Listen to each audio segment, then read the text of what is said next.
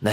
서울 9401번과 같은 광역버스 노선 차량 초밀집이 서울 도심의 명동입구라고 하는 2호선 을지로 입구역 6번 출구와 가까운 지점에서 일어났고, 초밀집이 나중에 다른 구간에서도 보이는 현상도 일어났습니다. 일이 상당히 좀 심각해서 두 정거장 가는데 1시간 반이라는 타이틀이 걸린 뉴스까지 나올 지경이었고, 서울시에서 지난 4일에 설명 자료를 내놨습니다. 명동입구 정류소에 정차하는 노선만 총 29개이고 멤버스 도심 진입 확대나 입석 금지 대책 등으로 차량 대수가 늘어났다. 일부 노선만 임의로 노선번호를 표시했는데 노선번호 확인이 어렵고 승객 간 충돌 우려, 그리고 정차 위치가 아닌 곳에 버스가 정차하는 등 위험한 상황이 발생했다. 그래서 12월 26일자로 노선별 대기판을 설치했고, 안전 문제는 어느 정도 해소됐지만 교통정체 일부 발생 사실이다 라고 밝혔습니다. 서울시는 이번 1월 중에 수원 방향 5개 노선 정차 위치 변경을 시행하는데 경기도와 협의했다고 하고, 이 노선 일부가 무정차하는 것에 대해서도 동의했다고 냈습니다.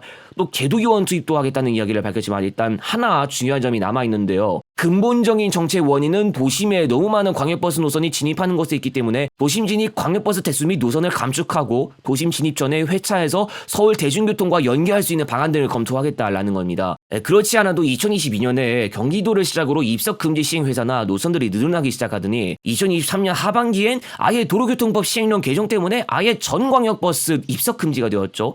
입석 금지 문제 때문에 경기도 쪽 광역버스는 증차가 이어졌고 신도선 개설도 그동안 이어지고 있었습니다. 그리고 사실 작년 한 해 동안에 국교부 대광에 알버스로 이관한 노선들이 많았거나 증차도 이루어졌고, 또 알버스로 개통한 신노선들 M버스 중구형제 시행도 있었다는 건데, 국교부 대광이가 광역버스 쪽 업무를 하고 나서부터는 아무리 서울시에서 경기도 신광역버스 노선에 서울 진입이나 증차 등의 반대를 표해도 크게 힘이 없어졌다는 겁니다. 근데 이것도 사실 이유가 있어요. 국교부가 담당하기 전에는 서울시에서 경기도의 신광역버스 노선 개설과 도심 진입에 대한 부동의를 표해서 광역버스 노선을 개통하지 못했던 사례들이 이어졌고, 그중에 3401번이 포함된 바 있었죠. 서울시 부동의 때문에 증차도 쉽지 않은 마당이었는데 이걸 국교부까지 담당하고 나서는 상황이 개선됐다는 겁니다. 입석 금지가 시작된 마당에 당장 증차가 아니면 해결할 방법도 없었고, 그래서 증차를 했는데 교통 혼잡도가 더 심각해졌다는 이야기입니다.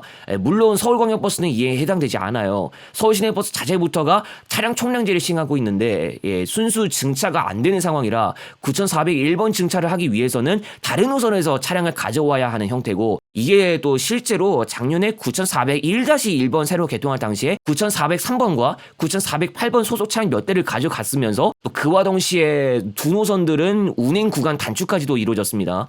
아무튼 마지막 문단에서 언급한 내용에 대해서 제 나름대로 의견을 좀 대보자면은 당장 9401번 같은 서울광역버스는 서울시의 움직임에 아마 좀 큰 영향을 받지 않을까 싶습니다. 서울시가 9401번 구간 단축에 대해서 뭐 조정안을 발표한다 이러면은 또 9401번은 그거대로 움직인다는 것이겠고요. 더군다나 그동안 장거리 노선들 운행 구간 단축하는 행보도 보여와서요. 어떻게 보면 이상한 건 아닐 수도 있습니다. 경기 공공버스 소속 직행좌석버스 노선은 협의가 아무래도 문제겠지만은 수원광역버스 노선 조정권도 있었고, 아마 서울시의 방향에 따라서 다시 한번 구간을 조정시키는 협의를 또 하지 않을까 싶습니다. 문제는 대광이 알버스 직행좌석 노선들인데 이 도심으로 진입하는 알버스 노선들 많죠.